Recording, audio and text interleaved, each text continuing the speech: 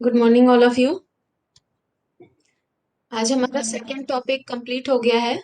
Second unit complete हो गया syllabus का और थर्ड की ओर बढ़ते हैं, जिसमें पहला टॉपिक है हमारा इंटेलिजेंस, यानी कि बुद्धि। ये शब्द सुना है या इसका इस्तेमाल किया है इससे पहले?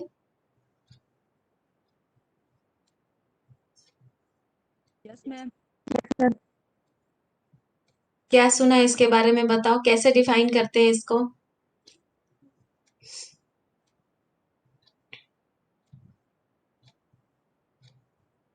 मैं बुद्धि के द्वारा सोच विचार करना, तर्क करना, आलोचना करना, ये सभी कार्य बुद्धि के द्वारा किए जाते हैं। ठीक है, बिल्कुल सही। जो हमारी मानसिक योग्यताएं हैं, है ना, जो जो कुछ भी हम मानसिक क्रिया के रूप में करते हैं, वो सभी हमारे बुद्धि की वजह से ही करते हैं। बिल्कुल सही कहा है माया ने कि जिसमें हमारी जितनी भी जैसे तेजी से सीखने समझने की क्षमता है, हमारा मेमोराइजेशन है, स्मरण शक्ति है, या तार्किक चिंतन है ना, ये जो डे टू डे लाइफ में हम ये सारी क्रियाएं कर रहे हैं, एक्चुअली ये किसकी वजह से करते हैं हम? क्योंकि हम बुद्धिजीवी है, हमारे पास बुद्धि है। ठीक, तो इसे हम डिटेल में टेक्निकली इंटेलिजेंस है क्या, इसकी क्या विशेषताएं होती हैं, कितने प्रकार का होता है, इससे संबंधित कौन कौन से सिद्धांत हैं, इसको कैसे मापते हैं। अब बुद्धि तो कोई क्वांटिटी तो है नहीं कि हम बाजार में गए और हमने कहा चलो आज 5 किलो बुद्धि खरीद के लेकर आते हैं, है ना। तो क्वालिटी चीज है, तो उसको कैसे मेजर करेंगे ये देखेंगे कि कैसे कौन कौन से टेस्ट हैं जिसके माध्यम से हम बुद्धि को मेजर कर सकते हैं।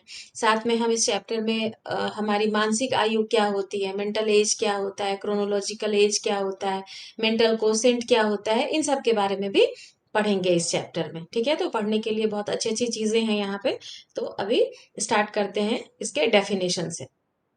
ठीक है, तो डेफिनेशन पे जाने से पहले एक दो चीजें जानने की जरूरत है आपको कि सबसे पहले जो 1923 में बोरिंग, स्पेलिंग लिख लीजिए, BORING, बोरिंग, कंफ्यूज मत करिएगा।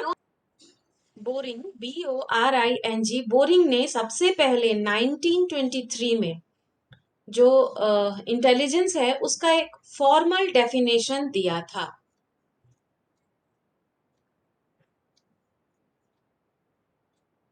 ठीक है, ये यहाँ पे बता देना इसलिए जरूरी है कि इस चैप्टर को पढ़ने के बाद आप हमेशा कंफ्यूज हो जाएंगे आपके ऑब्जेक्टिव क्वेश्चन में कि बुद्धि को सबसे पहले डिफाइन किसने किया, तो आप फटाक से क्या करेंगे, बिने और साइमन का नाम लिख के आ जाएंगे। ठीक, जबकि इंटेलिजेंस क्वोशेंट के लिए उनको जाना जाता है। बुद्धि को फर्स्ट टाइम डिफाइन करने में बोरिंग का ही नाम आएगा, याद रखेंगे आप हमेशा। ठीक है, फर्स्ट टाइम डिफाइन किया था, formal definition given by borane first time in 1923। अब इनका डेफिनेशन क्या था? इन्होंने कहा कि बुद्धि परीक्षण जो मापता है वही बुद्धि है। इनका फॉर्मल डेफिनेशन क्या था कि बुद्धि परीक्षण जो मापता है वही बुद्धि है। Intelligence is what intelligence test measures. ठीक, intelligence is what intelligence test measures, यानी कि बुद्धि क्या है? बुद्धि वही है जो हम इंटेलिजेंस टेस्ट से जिसको मेजर कर सके। ये इनका पहला डेफिनेशन था। ठीक, इसके बाद इस क्षेत्र में काम हुए और बुद्धि की परिभाषाएं, बहुत सारी परिभाषाएं आई। तो अगर हम सभी परिभाषाओं को श्रेणीबद्ध करते हैं, ठीक है, उनको सिस्टमेटिकली हम कैटेगराइज करते हैं, तो हम ये पाते हैं कि जितनी भी परिभाषाएं थी बुद्धि से संबंधित, उन सबको हम किसी न किसी कैटेगरी में रख सकते हैं। 3 श्रेणियों में रखा। पहली श्रेणी जो आई उनमें उन परिभाषाओं को रखा गया जिसमें बुद्धि को वातावरण के साथ समायोजन कहा गया। ठीक है, जितने भी परिभाषाएं थी इंटेलिजेंस को डिफाइन करने के लिए, तो उनको 3 श्रेणी में बांटा जा सकता है अगर हम एनालाइज करें तो। ठीक है, तो पहली श्रेणी वो आई जिसमें ये कहा गया कि वैसे परिभाषाओं की श्रेणी है जिसमें बुद्धि को क्या कहा गया कि बुद्धि जो है वातावरण के साथ समायोजन की क्षमता है। ठीक, पहली श्रेणी में हमने ऐसे डेफिनेशंस देखे। दूसरी श्रेणी में जो डेफिनेशन आए उसमें कहा गया कि एबिलिटी टू लर्न। ठीक है, दूसरी श्रेणी में ऐसे परिभाषाओं को रखा गया जिस जो जो जिस परिभाषा से ये पता लगता था, या ये वो परिभाषा ये कह रही थी कि बुद्धि क्या है, हमारे अंदर सीखने की क्षमता है। ठीक है, दो श्रेणी हो गई। और तीसरी श्रेणी में ऐसी परिभाषाओं को रखा गया, या उन मनोवैज्ञानिकों की परिभाषाओं को रखा गया जिन्होंने कहा कि बुद्धि जो है वह एक अमूर्त चिंतन है, एब्स्ट्रैक्ट थिंकिंग है। ठीक, तो जितनी भी परिभाषाएं आई, उन सभी परिभाषाओं को जब हम कैटेगराइज करते हैं तो हम ये पाते हैं कि तीन तरीके से श्रेणीबद्ध कर सकते हैं। मतलब एक परिभाषा उठाते हैं तो देखते हैं, अच्छा ये इस कैटेगरी में गया, ये इस कैटेगरी में, यानी कि जो भी परिभाषा हम ले रहे थे उस टाइम पे, वो इन तीनों में से किसी न किसी कैटेगरी में आता था। मतलब व्हाट इज इंटेलिजेंस, तो किसी ने कहा कि intelligence is ability to adjust with his or her environment. Second thing, intelligence is ability to learn, and third one is intelligence is ability to abstract thinking। ठीक है, ये तीन श्रेणी आई, आप एरो दे करके लिख सकते हैं, डायग्राम बना सकते हैं। क्लियर है यहां तक? अब इस समय तक जितनी भी परिभाषाएं आई, उन सभी परिभाषाओं में यही दोष रहा कि वो परिभाषा बुद्धि के किसी एक श्रेणी को ही परिभाषित कर रहा था। मतलब किसी एक योग्यता, या तो वो कहता था वातावरण के साथ समायोजन है, तो बाकी चीजें गलत बैठ जाती थी। फिर कोई कह दे कि एब्स्ट्रैक्ट थिंकिंग है, तो बाकी चीजें यहाँ समाहित नहीं हो पाती थी। किसी ने कहा कि बुद्धि जो है सीखने की योग्यता है, तो बाकी चीजें छूट जा रही थी। तो ये कंप्लीट डेफिनेशन नहीं हो पा रहा था। क्यों नहीं हो पा रहा था? क्योंकि हम उसके सिर्फ एक ही क्वालिटी को एक्सप्लेन कर रहे थे। क्लियर है यहाँ तक? फिर इसके आगे जब ये कारवां बढ़ा, तो बुद्धि को सिर्फ एक गुण नहीं, बहुत सारे गुणों का समायोजन माना गया। ठीक है, इसके बाद बुद्धि को बहुत सारे गुणों का समायोजन माना गया। इसी को मतलब परिभाषित करने के लिए दो तीन परिभाषाएं हैं जो बिल्कुल एक्यूरेट मानी, वैसे बहुत सारी हैं लेकिन तीन मैं आपको यहाँ पे बताऊंगी। ये तीन परिभाषाएं ऐसी हैं जो बुद्धि को परिभाषित करने के लिए कॉम्पिटेंट हैं, यानी कि बुद्धि के सारे एस्पेक्ट को अपने आप में जोड़ता है। ठीक है, तो कंप्लीट डेफिनेशन के रूप में ये तीन डेफिनेशन आप हमेशा याद रखेंगे। ठीक है, आगे बढ़े। तो पहली परिभाषा हम लेते हैं वेस्लर की। 1939 में वेस्लर के स्पेलिंग लिख लीजिए, WECHSLER, वेस्लर। 1939 में वेस्लर ने परिभाषित किया, बुद्धि एक सार्वजनिक क्षमता है, या बुद्धि एक समुच्च क्षमता है जिसके सहारे व्यक्ति उद्देश्यपूर्ण क्रिया करता है। अंडरलाइन कीजिएगा उद्देश्यपूर्ण क्रिया को, जिसके सहारे व्यक्ति उद्देश्यपूर्ण क्रिया करता है, विवेकशील चिंतन करता है। अंडरलाइन कीजिए इसे भी, विवेकशील चिंतन करता है तथा वातावरण के साथ प्रभावकारी ढंग से समायोजन करता है। इसे भी अंडरलाइन कीजिएगा। इंग्लिश वाले बच्चे लिखिए, वेस्लर ने डिफाइन किया है 1939 में, उनकी बुक है measurement of adult intelligence. Book का नाम लिख लीजिए, मेजरमेंट ऑफ एडल्ट इंटेलिजेंस। उसमें वेस्लर ने 1939 में यह परिभाषा दी है, जिसमें इन्होंने कहा इंटेलिजेंस इज द एग्रीगेट और global capacity of the individual. Intelligence is the aggregate or global capacity of the individual to act purposefully, याद रखिए, to act purposefully, to think rationally and to deal effectively with his or her environment। Wechsler का definition है। So आप एक diagram बनाइए, according to Wechsler लिखिए, according to Wechsler intelligence is, Wechsler के अनुसार बुद्धि है, और एरो देके वहीं से तीन एरो दिखाइए साइड में, और वहां पे लिखिए तीन एरो पे, पहला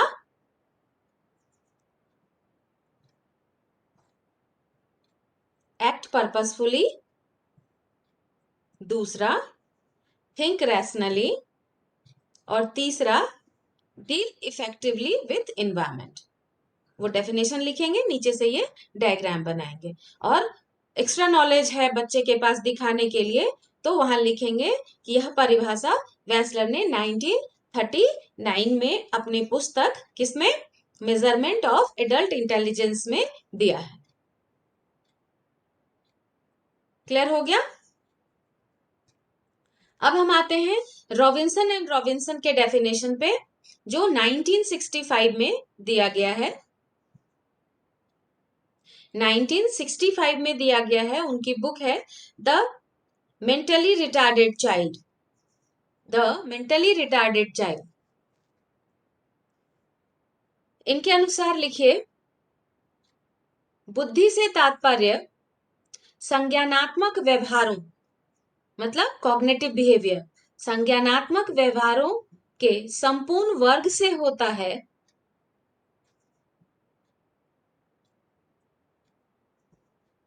जो व्यक्ति में सूझ द्वारा समस्या समाधान करने की क्षमता, नई परिस्थिति के साथ समायोजन करने की क्षमता, अमूर्त रूप से सोचने की क्षमता तथा अनुभवों से लाभ उठाने की क्षमता को दिखाता है।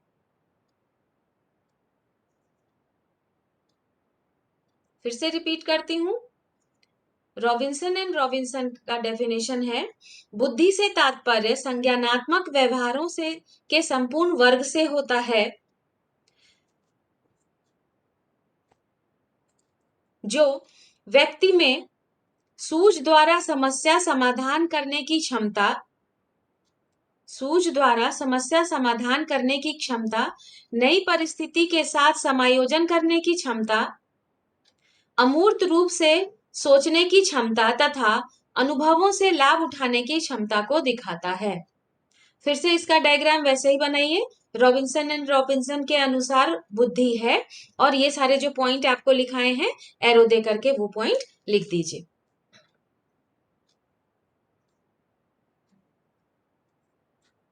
इंग्लिश वाले बच्चे डेफिनेशन लिखेंगे, intelligence refers to the whole class of cognitive behaviours. Intelligence refers to the whole class of cognitive behaviors which reflect an individual's capacity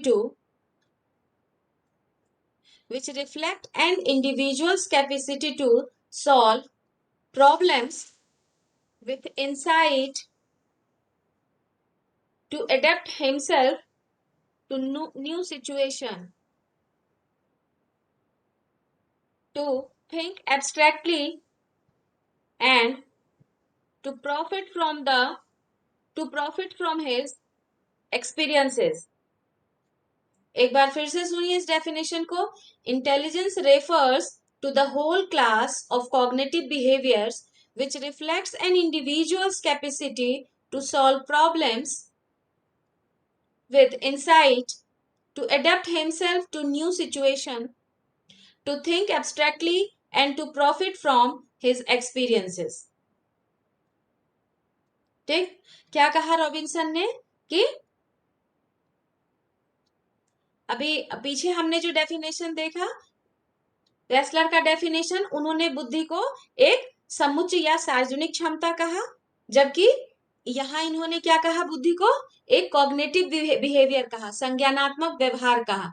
ये भी ध्यान देंगे, इंपॉर्टेंट है कि वेस्लर ने बुद्धि को एक सार्वजनिक क्षमता कहा, जबकि रॉबिन्सन ने इसे एक कॉग्निटिव बिहेवियर या संज्ञानात्मक व्यवहार कहा, जिसके अंतर्गत उन्होंने कुछ विशेषताएं बुद्धि की बताई। कौन कौन सी विशेषताएं बताई, जिसमें कि जो व्यक्ति है वो सूझ यानी कि इंसाइट के द्वारा किसी प्रॉब्लम को सॉल्व करता है ना, या नई परिस्थिति के साथ उसका समायोजन होता है, और एब्स्ट्रैक्ट थिंकिंग की मतलब उसमें योग्यता होती है ना, और अपने अनुभवों का लाभ यानी कि जो कुछ उसने पीछे सीखा है उसका लाभ उठाने की क्षमता आदि होती है। क्लियर हो गया, ये दो डेफिनेशन क्लियर है। थर्ड में आ जाते हैं। थर्ड डेफिनेशन हम देते हैं एस्टोटार्ड का। स्पेलिंग लिखिए, STODDARD, 1941 में। इन हिज बुक, कौन सा, on the meaning of intelligence, on the meaning of intelligence in 1941 में ये डेफिनेशन था। स्टोटार्ड का डेफिनेशन है। उन्होंने कैसे परिभाषित किया, कहा बुद्धि उन क्रियाओं को समझने की क्षमता है जिनकी विशेषताएं, बुद्धि उन क्रियाओं को समझने की क्षमता है जिनकी कुछ विशेषताएं होती हैं। कौन कौन सी विशेषताएं हैं, उनका नाम दिया उन्होंने, लिखिए, कठिनता, जटिलता, अमूर्तता, मितव्ययिता, किसी लक्ष्य के प्रति अनुकूलनशीलता, सामाजिक मान तथा मौलिकता की उत्पत्ति होती है। ठीक है, ये क्लियर है, उन्होंने विशेषताएं लिखवा दी। अब बहुत सारी डेफिनेशंस हैं, आपको अभी नोट्स भेजेंगे, दो चार और आप देख लीजिएगा, लेकिन ये 3 डेफिनेशन आप याद रखेंगे हमेशा। जब कभी भी आपसे पूछा जाए बुद्धि क्या है, तो वहां से हम लिखना शुरू करेंगे कि बुद्धि का फर्स्ट फॉर्मल डेफिनेशन बोरिंग ने दिया था। कब दिया था, 1923 में। क्या डेफिनेशन था, वहां हम लिख देंगे कि बुद्धि वह है जो बुद्धि परीक्षण मापता है। वहां से हम आगे बढ़ेंगे, और अगर सिर्फ डेफिनेशन पूछा गया है तो वहां पे हम एक लाइन में लिखेंगे कि बुद्धि की बहुत सारी परिभाषाएं आई जिनको हम अलग अलग श्रेणी में रख सकते हैं, जो बुद्धि के अलग अलग विशेषताओं को प्रदर्शित करती थी। जैसे कि तीनों नाम लिख देंगे, समायोजन की क्षमता, सीखने की क्षमता, एब्स्ट्रैक्ट थिंकिंग की क्षमता। उसके बाद लिखेंगे कि बुद्धि कभी भी किसी एक क्षमता या योग्यता से नहीं बनता, बुद्धि में बहुत सारे योग्यताओं और क्षमताओं का समायोजन होता है। जैसे कि फिर अब ये हमारा जो डेफिनेशन हमने पहला पढ़ा है, किसका, वेस्लर का, फिर हम दूसरा स्टोटार्ड का लिखेंगे, और तीसरा हम रॉबिन्सन एंड रॉबिन्सन का डेफिनेशन लिख देंगे। क्लियर हो गया यहां तक? यस। आगे बढ़ते हैं फिर, है ना। नेक्स्ट हम आते हैं कि बहुत सारे डेफिनेशंस का कॉमन एनालिसिस किया गया, तो कॉमनली क्या कैरेक्टरिस्टिक, अब बुद्धि की क्या विशेषताएं हैं, उनको एक बार डिस्कस कर लेते हैं। सबसे पहला कि बुद्धि जो है विभिन्न क्षमताओं का संपूर्ण योग्य होता है। पहली विशेषता क्या हुई,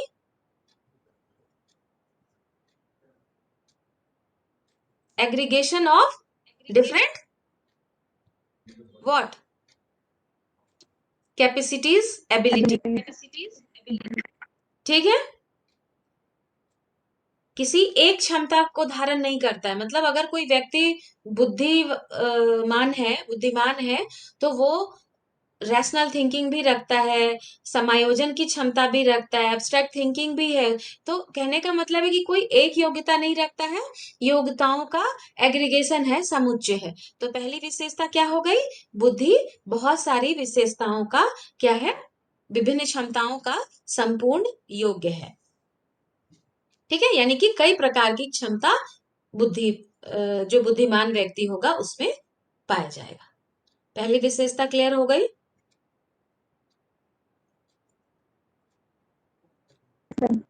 ठीक है, दूसरे में आ जाइए कि बुद्धि के सहारे व्यक्ति किसी समस्या के समाधान में सूझ का सहारा लेता है। बुद्धि के सहारे व्यक्ति किसी समस्या के समाधान में किसका सहारा लेता है, सूझ का सहारा लेता है। Use insight to solve a problem. ठीक है, use insight to solve a problem. ठीक, साइड में हम डायग्राम को भी माइंड में रख रहे हैं, लिखेंगे सेंटर में कैरेक्टरिस्टिक ऑफ इंटेलिजेंस। तो पहला क्या हो जाएगा हमारा, एग्रीगेशन ऑफ एबिलिटीज और capacities, and the second use insight to solve problems. दो बातें हो गई। ठीक है, थर्ड में आ जाइए, बुद्धि के सहारे व्यक्ति उद्देश्यपूर्ण क्रियाएं करता है। बुद्धि के सहारे व्यक्ति उद्देश्यपूर्ण क्रिया करता है। मतलब अगर कोई बुद्धिमान व्यक्ति है तो वो फालतू के काम में उलझा हुआ नहीं रहेगा, उसका काम हमेशा क्या रहेगा, उद्देश्यपूर्ण, कोई ना किसी न किसी लक्ष्य की ओर वो अग्रसारित रहेगा, वो किसी न किसी ध्येय को लेके चलेगा, मतलब हमेशा पर्पसफुल एक्ट होगा उसका, निरर्थक काम को नहीं करेगा। ठीक, तो तीसरी विशेषता डायग्राम में हम लिख लेंगे, उधर साइड बाय साइड आप डायग्राम भी बनाते जाइए। एक्ट पर्पसफुली हो गया। मतलब जो कम बुद्धि वाला व्यक्ति होगा वो फालतू चीजों में अपने आप को उलझाए रखेगा, जिसका कोई लक्ष्य कोई उद्देश्य नहीं होगा, उससे उसे कुछ प्राप्त होने वाला नहीं है। और जो बुद्धिमान व्यक्ति होगा वह हमेशा कुछ न कुछ पर्पसफुली एक्ट ही करता हुआ आपको मिलेगा। नेक्स्ट आ जाइए चौथे में, कि बुद्धि व्यक्ति को वातावरण के साथ प्रभावकारी ढंग से समायोजन या अनुकूलन करने में मदद करता है। यानी कि जो बुद्धिमान व्यक्ति होगा वह अपने इन्वायरमेंट के साथ हमेशा एडजस्टमेंट और एडेप्टेशन की योग्यता को धारण करेगा। ठीक, तो डायग्राम में क्या बनाएंगे, फोर्थ एरो में, ability to adjust and adaptation. ठीक है, समायोजन और अनुकूलन की क्षमता। क्लियर है यहां तक? Yes ma'am. नेक्स्ट में आ जाइए, नेक्स्ट कैरेक्टरिस्टिक में आ जाइए, कि बुद्धि से व्यक्ति में विवेकशील चिंतन, बुद्धि से व्यक्ति में विवेकशील चिंतन तथा अमूर्त चिंतन करने में मदद मिलती है। डायग्राम में आ जाइए, रैशनल थिंकिंग और abstract thinking, to help in rational thinking और abstract thinking.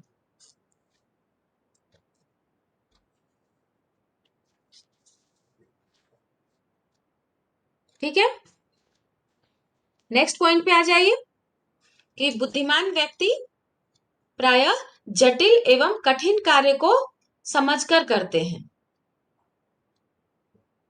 Able to handle complex and difficult things. ठीक है, तो हमने कैरेक्टरिस्टिक ऑफ इंटेलिजेंस देखा कि क्या क्या कैरेक्टरिस्टिक हो गए इंटेलिजेंस के, परिभाषाओं से क्लियर था, लेकिन अगर विशेषताएं ही पूछे तो हम ऐसे पॉइंट्स में लिखेंगे उसे। पहला पॉइंट क्या बनाएंगे हम, कि बुद्धि किसी एक योग्यता को नहीं बल्कि अनेक योग्यताओं के समूह को कहते हैं। ठीक, एबिलिटी, बताओ, बहुत सारी योग्यताएं होंगी उसमें, कोई एक योग्यता नहीं होगी, एग्रीगेशन ऑफ एबिलिटीज होगा फर्स्ट।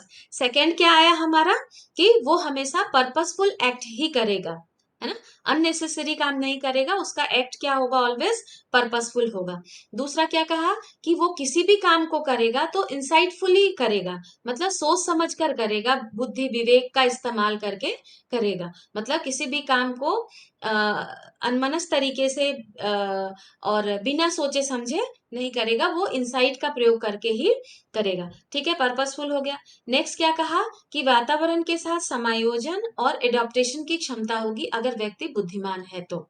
ठीक है, अगर बुद्धिमान है, अब समायोजन, सपोज करो आप अभी बीएड में आए थे, क्लास में बहुत सारे बच्चे थे, तो आप बुद्धिमान हैं तो आप एक दूसरे के साथ एडजस्ट करेंगे, मिलजुल के रहेंगे, नहीं होंगे तो आपस में लड़ते भिड़ते रहेंगे, है ना। तो बुद्धिमान व्यक्ति की पहचान ये होगी कि वो अपने वातावरण के साथ समायोजन के साथ रहेगा और उसका एडजस्टमेंट जो है वो परफेक्ट रहेगा। नेक्स्ट जो हमारा फिफ्थ पॉइंट आया था वो क्या आया था, कि वह व्यक्ति जो बुद्धिमान होगा उसके अंदर रैशनल थिंकिंग होगी और वह चीजों को एब्स्ट्रैक्टली भी थिंक कर सकता है। आप लोगों को पता है ना एब्स्ट्रैक्ट थिंकिंग क्या होती है, पता है? एब्स्ट्रैक्ट का क्या मतलब होता है, अमूर्त जिसको कहते हैं उसका क्या मतलब होता है, मतलब जिसका कि कोई मूर्त रूप, तो जो मतलब कोई पर्टिकुलर स्ट्रक्चर नहीं है उस चीज का, उसके बारे में भी वह चिंतन कर सकता है। जैसे अमूर्त को समझने के लिए, कि मैंने आपको बताया भी था, कि आप से मैं कहूं कि ब्लैक बोर्ड, तो आपको इमेजिन आप कर सकते हैं कि ब्लैक बोर्ड, क्योंकि उसकी अपना उसकी एक अपनी संरचना है, आपको पता है। टेबल लैंप, तो आपके माइंड में टेबल लैंप, लेकिन ऐसी ऐसी भी चीजें हैं जिन जिन जिनका कोई मूर्त रूप नहीं है। ठीक, तो बुद्धि ऐसी क्षमता है जिससे कि हम उन अमूर्त चीजों के बारे में भी चिंतन कर सकते हैं। क्लियर है ना? तो बुद्धिमान व्यक्ति में कि एब्स्ट्रैक्ट थिंकिंग भी होगी और रैशनल थिंकिंग भी होगी। लास्ट हमने विशेषता बताई, यह बताया कि जो बुद्धिमान व्यक्ति होगा वह परेशानियों से नहीं घबराएगा, कठिन कार्यों से नहीं घबराएगा, वो बहुत इंजॉय, जैसे क्रिएटिव में भी कहा था मैंने कि क्रिएटिव पीपल जो है वो चीजों को डिफरेंटली करना चाहते हैं, है ना, मतलब कॉम्प्लेक्सिटी को पसंद करते हैं, सिंप्लिसिटी को नहीं पसंद करते हैं। तो जो बुद्धिमान व्यक्ति होगा वह कठिन व जटिल कार्यों को करने में सक्षम होगा। ठीक, तो हमने आज क्या पढ़ा? हमने आज बुद्धि के बारे में पढ़ा कि बुद्धि को सबसे पहले बोरिंग ने 1923 में डिफाइन किया। ठीक है, पहली परिभाषा फॉर्मल डेफिनेशन जो है बोरिंग ने ही दिया। क्या थी वह परिभाषा? कि बुद्धि वह है जो बुद्धि परीक्षण मापता है। ठीक है, उसके बाद हमने पढ़ा कि बहुत सारे परिभाषाओं को जब देखा गया तो सभी परिभाषाओं को किसी न किसी एक श्रेणी में ही डाला जा रहा था, जो बुद्धि को पूर्ण रूप से परिभाषित नहीं करता था। बुद्धि कभी किसी परिभाषा से यह समझ में आता था कि वो वातावरण के साथ समायोजन है, कभी समझ में आता था कि बुद्धि सीखने की क्षमता है, तो किसी परिभाषा से ये बात निकल के आती थी कि बुद्धि से हम एब्स्ट्रैक्ट थिंकिंग करने योग्य बन जाते हैं। लेकिन सिर्फ एक नहीं, अगर उसी वक्त ये इन तीनों योग्यताओं को भी जोड़ दिया जाता तो भी वह परिभाषा सही हो जाती। फिर धीरे धीरे जो परिभाषाएं हमारे सामने आई वह बुद्धि बुद्धि को एक समुच्चय के रूप में बहुत सारी क्षमताओं को एक साथ प्रदर्शित कर रहा था, जो उसको सही तरीके से रिप्रेजेंट कर रहा था। जिसमें हमने वेस्लर की परिभाषा देखी, जिसमें हमने स्टोटार्ड की परिभाषा देखी, और जिसमें हमने रॉबिन्सन एंड रॉबिन्सन की परिभाषा को देखा।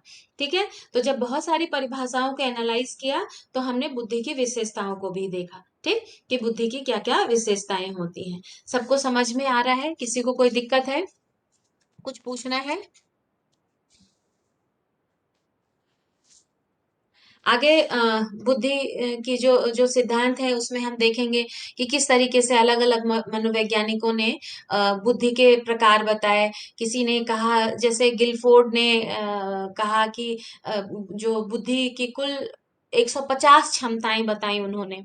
थॉर्नडाइक ने 7 मेंटल एबिलिटीज के बारे में बताया। तो आगे पढ़ेंगे अभी सिद्धांत में कि बुद्धि के फैक्टर्स कितने फैक्टर्स हैं या कितने कंपोनेंट्स हैं, इन सब के बारे में आगे हम परिभाषाओं में, सॉरी, सिद्धांतों में पढ़ेंगे, थ्योरीज ऑफ इंटेलिजेंस में। ठीक है, यहां तक किसी को कोई दिक्कत है, कुछ समझने में परेशानी हो रही हो? मैम आज कट रही है, पता नहीं औरों को भी कट रही है, मुझे ही कट रही है। आंचल, आवाज आ रही है बेटा? यस मैम, क्लियर है। क्लियर है बेटा? मुझे लग रहा है आपका ना कनेक्टिविटी इशू है, तो कोई बात नहीं, मैं ये रिकॉर्डिंग तो भेज ही दूंगी, है ना। तो आगे बढ़ते हैं ये टाइप ऑफ इंटेलिजेंस में कि बुद्धि कितने प्रकार की होती है। तो सबसे पहले हम यहाँ पे डिस्कस करेंगे बुद्धि के प्रकार में। जो सबसे पहला नाम आता है, थॉर्नडाइक महोदय ने बुद्धि के प्रकार बताए, तीन तीन प्रकार बताए, लिख लीजिए। सामाजिक बुद्धि, अमूर्त बुद्धि और मूर्त बुद्धि। सोशल इंटेलिजेंस, एब्स्ट्रैक्ट इंटेलिजेंस और कॉन्क्रीट इंटेलिजेंस। ठीक है, लिख लिया? सामाजिक बुद्धि, सोशल इंटेलिजेंस, अमूर्त बुद्धि, एब्स्ट्रैक्ट इंटेलिजेंस और मूर्त बुद्धि, कॉन्क्रीट इंटेलिजेंस। सोशल इंटेलिजेंस में आ जाइए। वैसी बुद्धि है जो सामान्य मानसिक क्षमता से संबंधित है, जिसके सहारे व्यक्ति अन्य व्यक्तियों को ठीक ढंग से समझता है। क्योंकि सोशल इंटेलिजेंस की बात की जा रही है तो वो व्यवहार कुशल व्यक्ति होगा। वैसा व्यक्ति जिसमें सोशल इंटेलिजेंस पाया जाएगा वह दूसरे व्यक्ति के व्यवहार को समझेगा, है ना, उनकी बातों को अंडरस्टैंड करेगा, क्योंकि वो खुद व्यवहारिक है। उसके अंदर सोशल इंटेलिजेंस होने के कारण क्या है, उसमें जो सोशल रिलेशनशिप होती हैं उनको समझने की योग्यता ज्यादा होती है, सोशल स्किल्स ज्यादा होते हैं एक्चुअली। ठीक, अब ऐसा थॉर्नडाइक का कहना है कि जिनमें सोशल इंटेलिजेंस पाया जाता है उनमें नेता बनने की योग्यता बिल्कुल प्रबल होती है। मतलब वो अच्छे नेता बन सकते हैं, लीडर बन सकते हैं। ठीक है, क्यों? क्योंकि उनमें सामाजिक योग्यता है, तो सोशल स्किल है उसमें, है ना, सोशल रिलेशनशिप को समझने में वो योग्य है, लोगों के व्यवहार को समझने योग्य हो जाता है, मतलब व्यवहार कुशल होता है। ठीक है, ऐसे जो इंटेलिजेंस वाला होता है। अगर एब्स्ट्रैक्ट इंटेलिजेंस है किसी में, अमूर्त चिंतन है, तो वैसी मानसिक क्षमता होगी उसमें जिसके सहारे व्यक्ति जो वर्बल जो शाब्दिक बुद्धि है या गणितीय संकेत हैं, चिन्ह हैं, इन चीजों को आसानी से समझ सकता है। ठीक है, तो ऐसा व्यक्ति जिसमें अमूर्त चिंतन अधिक होगा, वह एक अच्छा आर्टिस्ट बन सकता है, अच्छा कलाकार, पेंटर बन सकता है, क्योंकि इनके जो वर्बल एबिलिटीज हैं वो ज्यादा होती हैं, गणितीय संकेतों को सीखने में सक्षम होता है ना, चिन्हों और चिन्हों के संकेतों के संबंधों को सीखना इसके लिए आसान होता है। ठीक है, तो इन्होंने कहा कि ऐसे व्यक्ति जो हैं अच्छे आर्टिस्ट, अच्छा पेंटर, मतलब अच्छा पेंटर और अच्छा आर्टिस्ट बन सकता है अपने फील्ड में। ठीक है, नेक्स्ट आ जाते हैं हम अपने कॉन्क्रीट इंटेलिजेंस में, मूर्त बुद्धि में। तो जो मूर्त बुद्धि होता है वैसी मानसिक क्षमता होती है उसमें जिसके सहारे व्यक्ति ठोस वस्तुओं के महत्व को समझता है। ठीक है, उसका ठीक ढंग से अलग अलग परिस्थितियों में वो परिचालन कर सकता है। ठीक है, इस तरह की बुद्धि जो होती है वो अच्छा व्यापारी बन सकता है, अच्छा बिजनेसमैन बन सकता है। ठीक है, ऐसी बुद्धि वाले व्यक्ति एक अच्छा बिजनेसमैन बन सकते हैं। क्योंकि इनमें कॉन्क्रीट इंटेलिजेंस जो होती है, मतलब जो ठोस रूप में जो चीजें उनके सामने प्रस्तुत की गई हैं, उनका वो एनालिसिस बहुत अच्छे से, उनमें वो समन्वय बहुत अच्छे से बिठा सकता है। ठीक है, तो थॉर्नडाइक ने कहा कि ऐसा व्यक्ति एक अच्छा बिजनेसमैन व्यक्ति हो सकता है। तो थॉर्नडाइक के अनुसार हमने क्या देखा, बुद्धि 3 प्रकार के हुए। कौन कौन से हुए? सोशल इंटेलिजेंस और एब्स्ट्रैक्ट इंटेलिजेंस और कॉन्क्रीट इंटेलिजेंस। क्लियर है बुद्धि के प्रकार? तो आज हमने परिभाषाएं देखी और बुद्धि के प्रकार को पढ़ लिया है। ठीक है, उम्मीद करती हूँ आप लोगों को समझ में आ गया होगा। अगर कोई दिक्कत होगी तो नेक्स्ट क्लास में फिर से इसे डिस्कस कर लेंगे। ठीक है, तो आज की क्लास यही समाप्त करते हैं। कल मिलते हैं अपने नेक्स्ट क्लास में। Okay, thank you, ma'am.